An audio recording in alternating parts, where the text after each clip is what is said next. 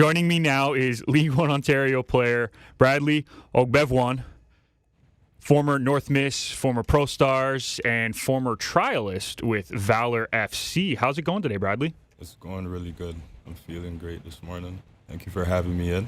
Yeah, happy to. We've been working on this for a few weeks now. Schedules have been kind of hard to figure out, but we finally have you in here. Yeah. Let's talk about your time in League One, because obviously League One is such a big, booming market right now for players. Actually, yesterday announcement that League One Alberta will be starting this year as well with 4 clubs. So it's a great time to be in League One. Right. Tell us a little bit about your time in League One with North Miss, with Pro Stars, and how you got to where you are right now. My experience was really good. I was overseas for a while. I was out in Portugal for about 2 years. I was playing in the first division over there with Belenenses, the U19 side. Around the time I was going to sign a contract, there was a bit of a severance between the staff and my agent at the time, so I had to come back, as well as with the mixture of COVID. So I was looking for some good competition that I could still stay in shape with, because obviously I still have an aspiration for football. I still pursuing the professional side of things. So League One was my option, and I had some history with North Miss as a youth. So me too. Yeah. So yeah, I just put my trust in that club and I went over there, and it was a pretty good experience. Eventually, I did leave. In the last season that just finished, I went over to Pro Stars. Pro Stars was a really good experience. We made it up until the first round of playoffs, and we had a good run, but unfortunately, we fell short. But, it happens. But it was a great experience. It was a great coach, good club, and great environment, because one thing I was looking for was somewhere where we could train and get better, and we trained 5 times a week. And it was early in the morning, 9 a.m. trainings, and for that, I really appreciated that. But overall, great experience, to be honest. I can't say anything bad. As you can see, a lot of players are graduating into, the professional side of things, and I'm trusting it right now. I'm trusting it. That's the way to go. Yeah. You talk about your time in Portugal. You talk about your time in League One. How does the League One experience kind of compare to the quality of Portugal, just for people who may not really understand? The quality, I can say in terms of talent, there's definitely a lot of talent over here in Canada and League One. So much talent. There's just a bit of a culture difference in how players go about their careers. Like over there, from very young, they're conditioned to move like a professional from a very young age. So you see guys carrying their boot bags under their arm, doing all those little things that you see professionals doing, and just taking it very serious. It's almost like a celebrity side to it. But it transfers over to the game. Like, they take it very serious. The intensity is always high. You never see guys lacking.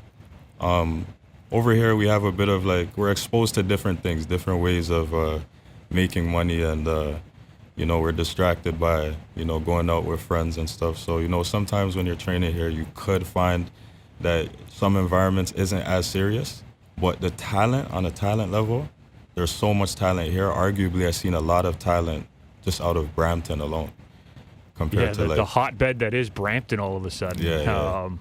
It's truly incredible to see some of the talent coming out. You got an opportunity recently to go on trial with Valour in their open trials. I did. Can you speak on that for people who, A, don't know what open trials really are, and if that's a real opportunity for them, right, and B, talk about kind of what it took, what you got out of it, and maybe what the next steps have been for you? Definitely when you're, as a player, you want to get into something that you can trust. You don't want to be snubbed of any opportunity. I did a lot of research behind their open trials, and their trials it seemed pretty legit. I actually know one goalkeeper that I was on trials with in Portugal back in 2018. He actually came up through the Valour trials, and he's actually a Winnipeg native. He stays over there. And yeah, he made it. He did really well. He's a really good keeper, one of the best keepers I grew up with. But yeah, like it was a legit opportunity. It definitely was, and the coach and staff, the way they set up the trainings and the evaluation process, everything was it looked really well. It looked good. It was very structured. Some players, they go to these open trials and maybe they don't hear anything back from these teams, but realistically, in that world, you do gain from it. You gain a lot from it, and the biggest thing you gain from it is a profile. So, if you play well enough, even if you're not picked up, you see them taking the notes on you. They do keep you on the radar. So, I did really well there. I did do well. I had confidence in that. I do think, they're going to be watching me this League One season because I'm going to be playing another League One season here. But, you can definitely gain a lot from an open trial, even if you're not getting called back directly to a training camp. Like, you're building your portfolio, something to add to your player resume, which you see is very important today, as well as video. Absolutely. Yeah, but, a lot of people, they can trust it for sure. That's good to hear because obviously the CPL is still new, 5 years in, and a lot of Canadians don't really understand how trials work. Let's be honest, that's kind of just our system. In conversation with Bradley Ogbevuon, you had that chance to do trials with Valour. Now you're kind of looking towards the next season. You said you're going to be playing in League One. Right. What is your end goal? Like, do you want to play in the CPL? Do you want to maybe make the trip back over to Europe potentially? Obviously, you've had time in Portugal, but is there kind of an end goal for you for the end of this season, maybe? The end of this season, I'd really like to get my foot back in the door. I definitely trust my talents. I trust my abilities. But you still have to be humble in this game. So getting my foot back in the door is what I'm looking at, and whether that be with the CPL, a CPL team, a USL team, even if it is going back to Europe, it's just to get my foot back in the door, grind it out for a season, and just keep moving up like that. But I would love a CPL because, who doesn't like being close to home? Who wouldn't love playing? It's always funny that we talk about it because, that wasn't an option for guys forever. Yeah. This is still brand new. Right. It's got to be really cool to be able to see professional players playing in and around your hometown, right? Right, it is. Yeah. So before we let you go here, Bradley, I got one more question for you. Sure. I always like asking this from professionals and from players in general. Right. What's your lasting memory, one thing that you've always remembered from your youth career or from your time in Portugal, whatever it is, one memory that you will hold on to for the rest of your life? A memory I'll hold on to for the rest of my life? I would say this is a turning point in my career where, can I say two or one? Oh, absolutely, two. Okay.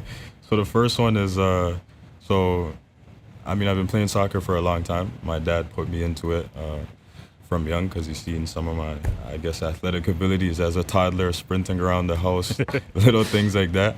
But I remember just getting into soccer. I was a little bit skeptical, how it's going to go and all that. But I went into my first house league game at 6 years old, and my whole family was there, and I absolutely balled out. I scored 18 goals, I believe, in one game. Yeah, that memory would definitely stick with me forever. And that was a turning point for my dad as well, where he's like, yeah, you have to stay in this. You have to keep going with this. Eventually, I fell in love with the sport. I would say my second one, and I hold both of them very highly together, was my experience. I'm not sure if you're familiar with the Non-Nations Cup. I've heard of it, yeah. Yeah. So at 12, I was selected for that and got to experience going to Poland with a squad and a pre-training camp in Quebec. And I was away by myself. That was my first time staying on my own, taking care of myself. And that was a really good experience. And of course, the ambassador at the time, I'm not sure about right now because I haven't followed it, was Zidane. So meeting him at a young age as well, that was great.